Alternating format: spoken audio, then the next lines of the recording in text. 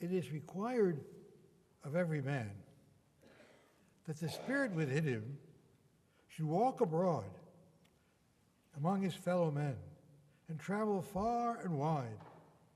And if that spirit goes not forth in life, it is condemned to do so after death. It is doomed to wander through the world, oh, woe is me, and witness what it cannot share, but might have shared on earth, and turned to happiness. That's Marley's ghost, talking to Scrooge in Charles Dickens' A Christmas Carol. Marley deeply regrets what he missed in life. All he can think about is what might have been. In today's gospel, Peter, who had denied Jesus 3 times, is now questioned by Jesus. Surely Peter must have regretted denying Jesus. Surely Peter must have thought about what might have been, if only. Yet I wonder if he would feel the same way if he lived these days. I regret nothing. No, nothing at all.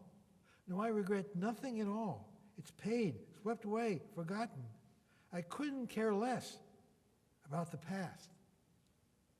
That's what Edith Piaf sang in that immortal recording, and was recently played in a commercial, if you remember, a couple of years ago, with an Allstate commercial with somebody leaving a wallet or even a fish in a bowl on top of a car as they drove away.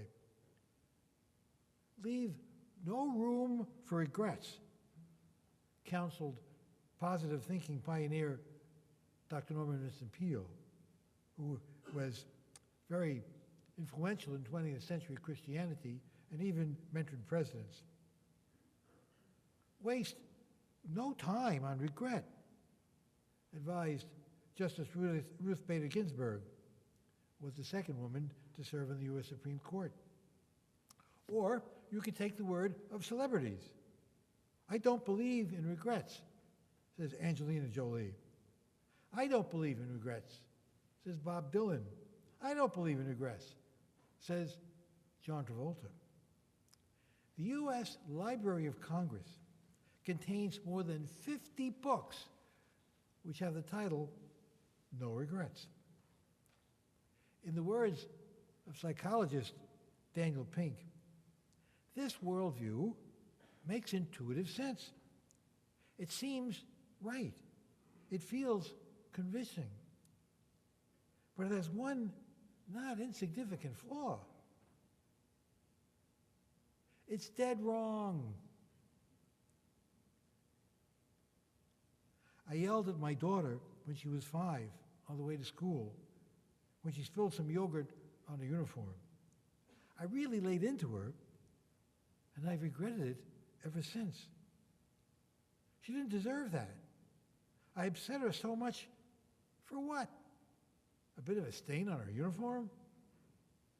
I will never stop regretting that moment. I have never yelled at her in that way again. So I learned from that mistake, but I wish I could take that moment back. This parent still feels bad about past behavior, but he used that feeling to make different decisions going forward.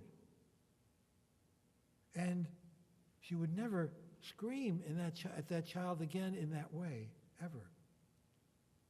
Now, while most parents are still trying to improve their decision-making, the capacity for regret might be a fundamental part of how their sons and daughters learn to reason and make decisions for themselves. I regret not taking advantage of spending time with my grandparents as a child. I resented their presence in my home and their desire to connect with me. And now I'd do anything to get that time back. My life is more flavorful because of my regrets, she said. I remember the bitterness of the taste of regret. So when something is sweet, so sweet, it makes it so much sweeter. She knows she'll never get that time back with her grandparents. It's a flavor, she says, that will always be missing. Collecting the stories of her father, which she wouldn't have done without the prod of if only, helps, she said. It's a beautiful substitute, but it isn't a replacement. Nothing will fill in that flavor in my life. I will spend the rest of my life with a little bit of a gap, but that's going to inform everything else that I do. When you handle it properly, regret can make you better. The problem is, though, that we often don't handle it too properly.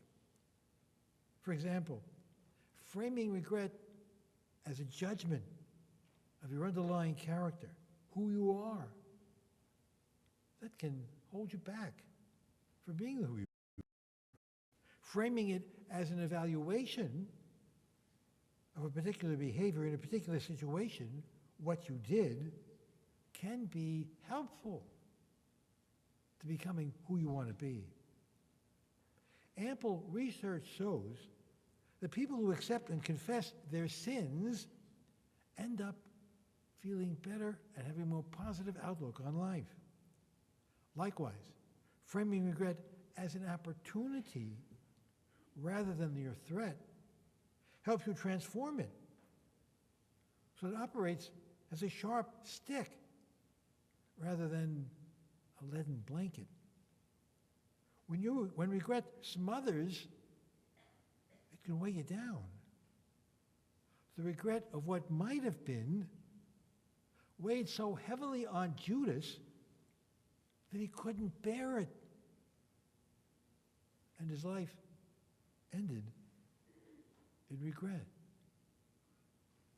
But St. Peter used his regret to change who he was.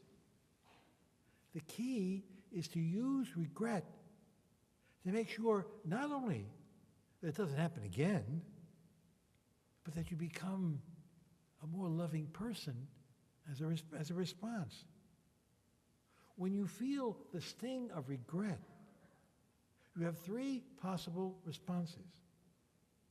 You can conclude that you should forget that feeling and bury or minimize it,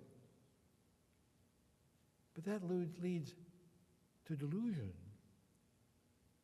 You can conclude that the feeling is for feeling and wallow in it, but that can lead to despair. Or you can conclude that the feeling is for changing and address it.